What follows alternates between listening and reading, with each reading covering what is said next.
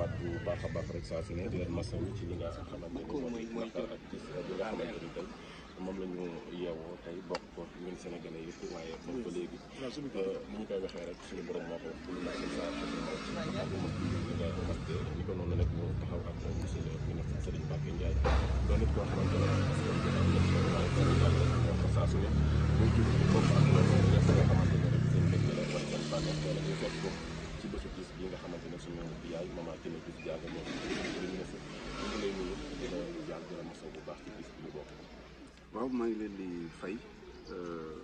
di leen jaale yéen tamit parce que ni ko waxee ñëpp ñoo ko bokk muy lu metti coro bi ma koy tàggee daf ni ma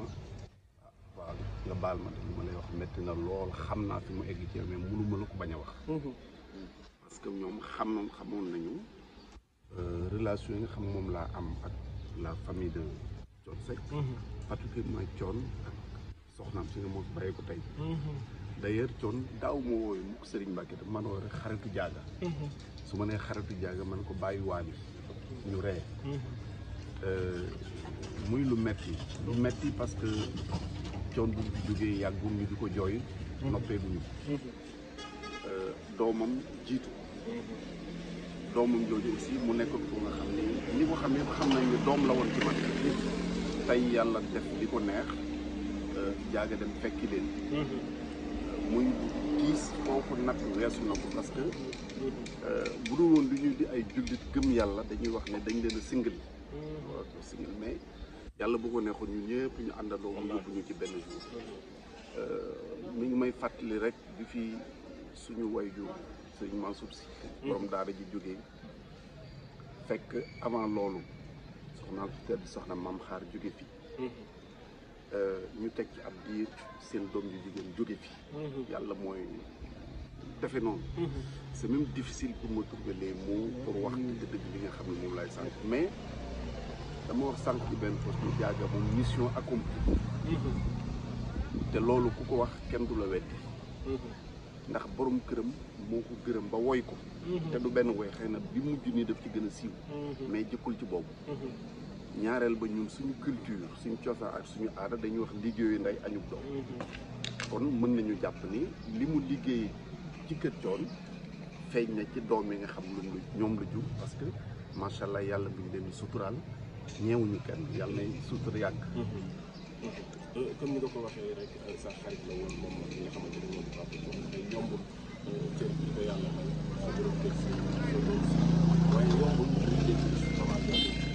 ban façon nit la non mooy li ma doon commencé wax léegi une mission accomplie parce que sëy ba sa borom kër sant la nga yar say doom bi ñëpp xam ne yaru nañu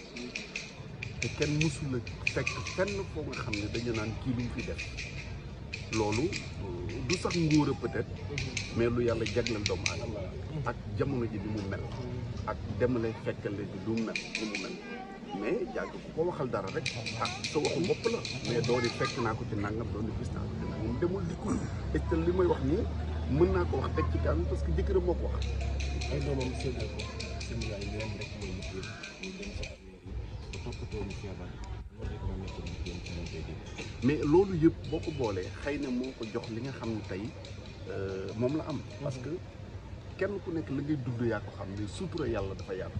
te bu fekkee ni yàlla jox na la sutura jox la sakk nga ni ma ko waxee léegi rek nga uuf sa jëkkër ba jébbal ko borom bi yar sa ay sa njaboot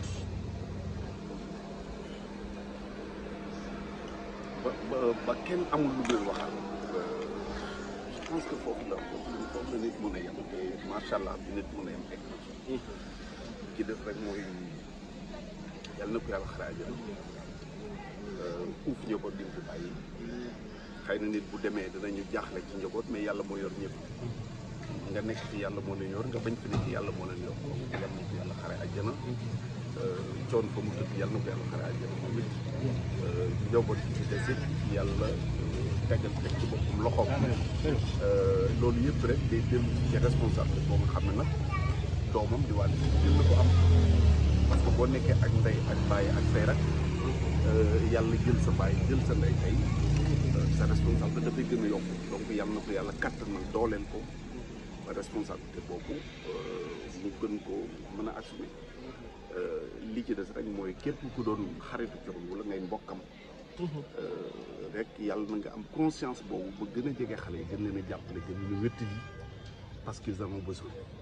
yan kàddu ngay dégg ci Sénégal ci saa su ne rek waxante li ñu peut être beneen yoon ñu dégg si ci loolu pour le moment je pense que mun naa yem rek ci. jërëjëf ñu ngi lay masawu. maa ngi déglu si merci.